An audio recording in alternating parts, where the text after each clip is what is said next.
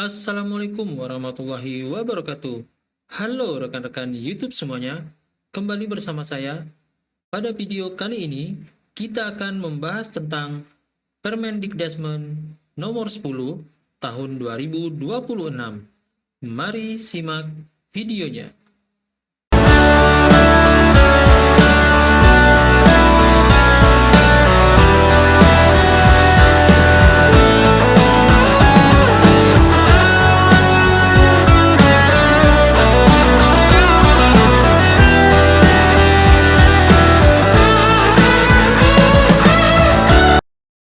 Halo rekan-rekan YouTube semuanya. Pada video kali ini, kita akan membahas tentang Permendikbuddesmen nomor 10 tahun 2026, yaitu tentang tunjangan profesi guru atau TPG. Mari kita mulai pembahasannya. Permendikbuddesmen nomor 10 tahun 2026 adalah tentang petunjuk teknis, pemberian tunjangan profesi, tunjangan khusus, dan tambahan penghasilan guru aparatur sipil negara daerah yang sudah ditetapkan pada tanggal 1 April tahun 2026 oleh Menteri Pendidikan Dasar dan Menengah Republik Indonesia, yaitu Bapak Abdul Muti.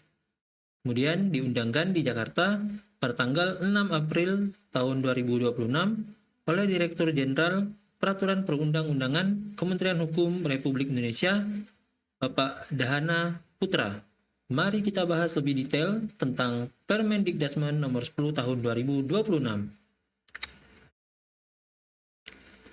Yang pertama kita akan membahas apa itu TPG.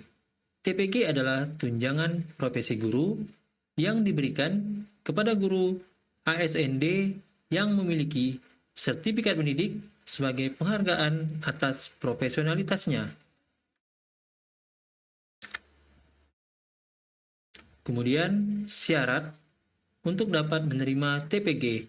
Yang pertama, kalian wajib memiliki serdik atau sertifikat pendidik yang didapatkan setelah melalui proses PPG atau pendidikan profesi guru. Kemudian kalian wajib memiliki NUPTK atau nomor unik pendidik tenaga kependidikan. Kemudian kalian juga harus memenuhi beban mengajar sesuai ketentuan, yaitu 24 jam linier.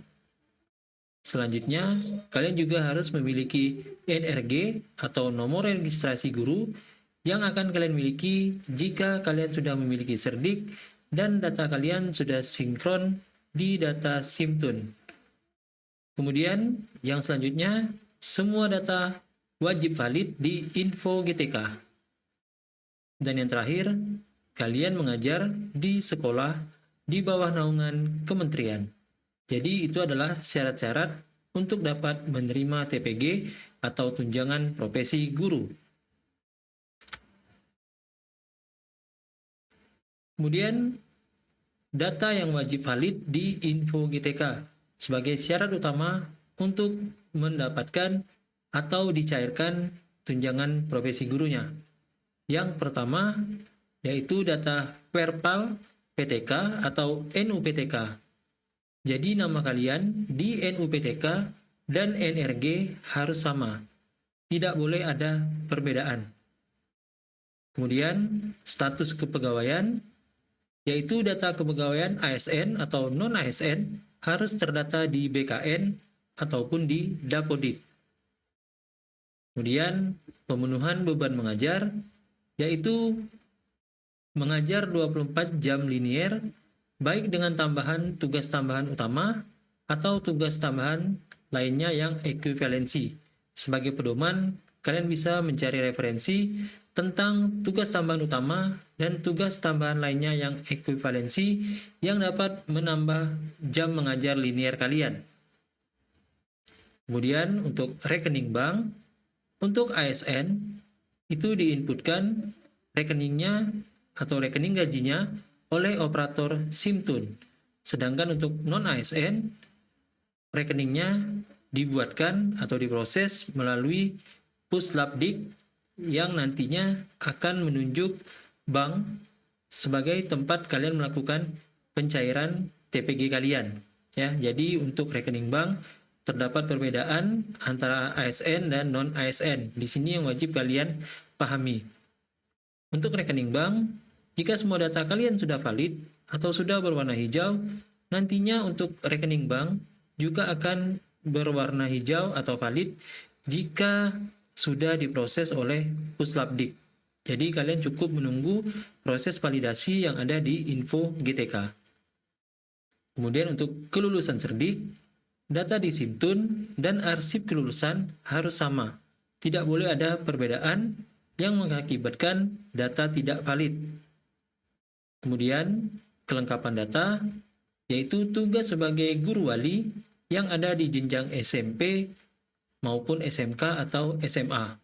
Sedangkan untuk jenjang SD, biasanya tidak ada tugas tambahan sebagai guru wali. Kemudian yang terakhir, validitas data untuk NIK harus valid Dukcapil. Apabila data NIK kalian tidak valid Dukcapil, silahkan langsung mengurusnya di Dukcapil sesuai dengan domisili tempat tinggal kalian. Nah, itu adalah data yang wajib valid di info GTK. Selanjutnya, ini adalah contoh data valid di info GTK.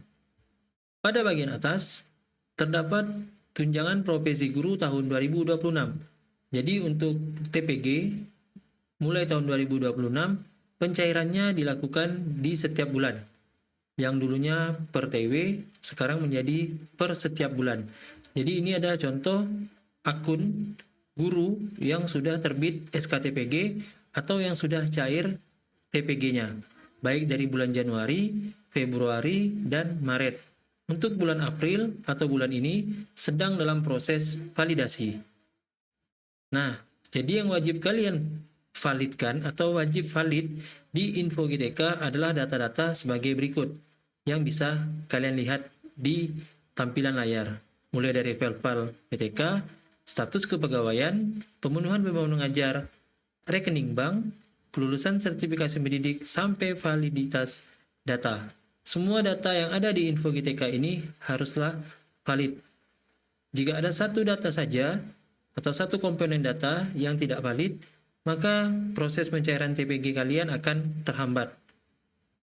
Kebanyakan kasus bagi kalian atau rekan-rekan guru banyak bermasalah di bagian pemenuhan beban mengajar dan rekening bank. Jadi untuk pemenuhan beban mengajar, silakan kalian konsultasikan dengan kepala sekolah untuk mendapatkan beban ajar yang sesuai dengan jumlah kelas ataupun jumlah rombongan belajar di sekolah kalian. Tinggal kalian sesuaikan saja untuk pemenuhan beban mengajar.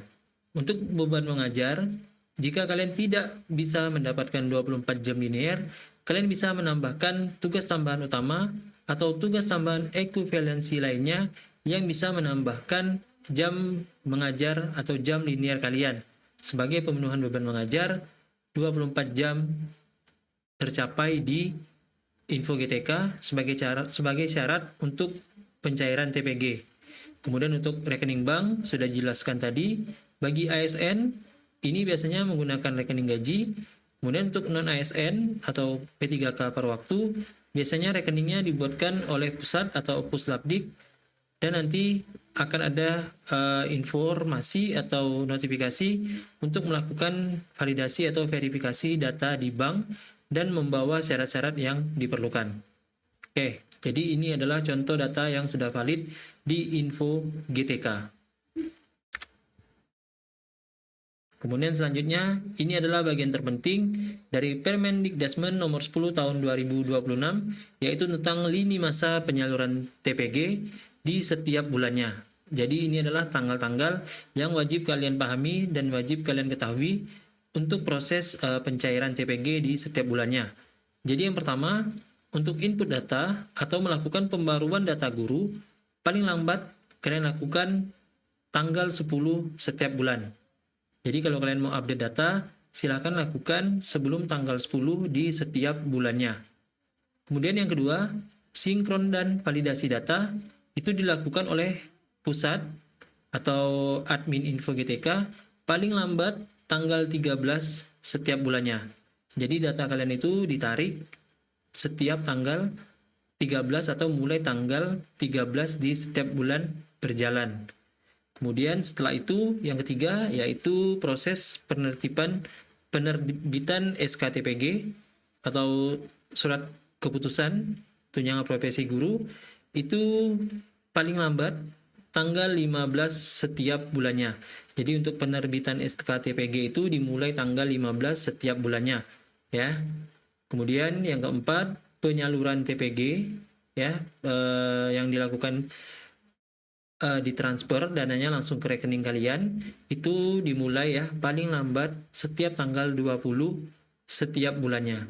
Nah, jadi penyaluran itu sekarang yang paling baru ya sesuai dengan Permendikdasmen nomor 10 tahun 2026 yaitu paling lambat setiap tanggal 20 di bulan berjalan ya itu mulai proses penyaluran. Kalau yang kemarin itu kan mulai tanggal 25 ya. Nah, sekarang mulai tanggal 20 di setiap bulannya.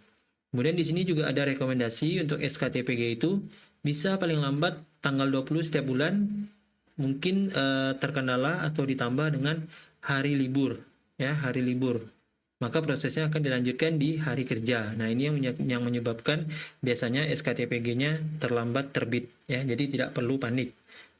Kemudian ini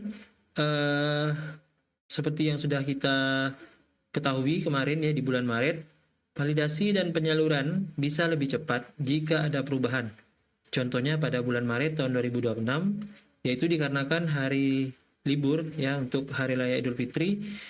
Di situ proses validasi dilakukan lebih cepat dan pencairan juga dilakukan lebih cepat. Nah, jadi ada waktu-waktunya yang bisa terjadi perubahan proses validasi ya, bisa lebih cepat tergantung dari kebijakan yang dilakukan oleh pusat. Nah, jadi seperti itu. Jadi untuk kalian ya jangan panik ya tentang tanggal-tanggal yang sudah ditentukan oleh kementerian untuk proses TPG ini. Jadi yang perlu kalian ingat ya, tanggal 10 adalah batas untuk update data, kemudian tanggal 13 itu nanti proses validasi, kemudian di tanggal 15 itu akan mulai proses penertiban SKTPG, dan setiap per tanggal 20-nya setiap bulan itu adalah proses pencairannya. Jadi silakan kalian tunggu saja ya dengan sabar, tidak perlu termakan informasi yang menyatakan biasanya setiap tanggal 10 atau tanggal 7 itu SKTPG-nya sudah terbit ya.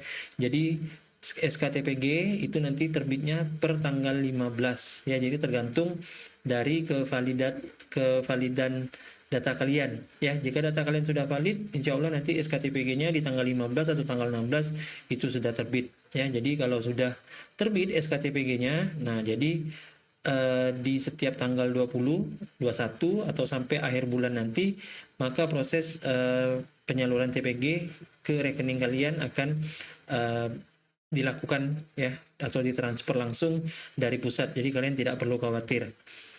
Oke.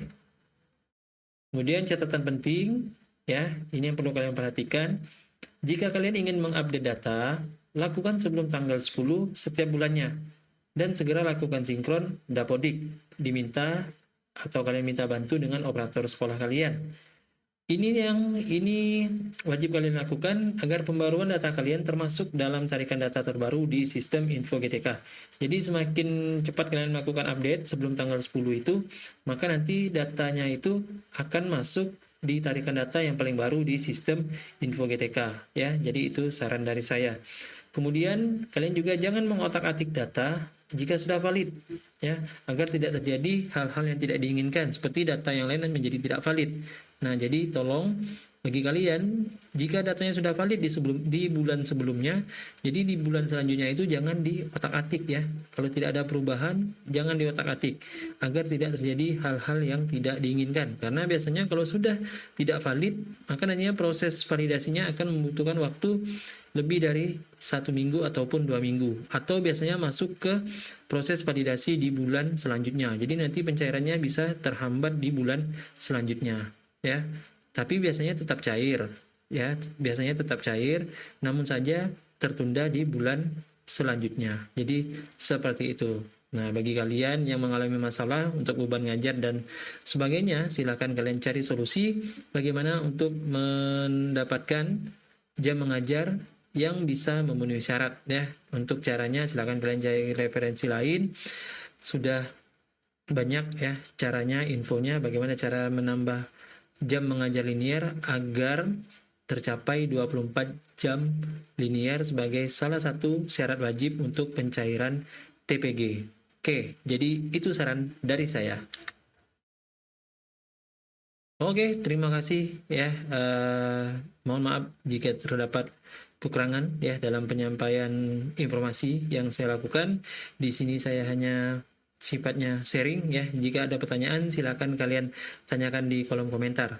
Dan jangan lupa untuk selalu like, share, dan subscribe channel ini agar bisa berkembang dan bisa memberikan manfaat bagi kita semua. Saya akhiri, wabillahi taufiq wal hidayah. Wassalamualaikum warahmatullahi wabarakatuh.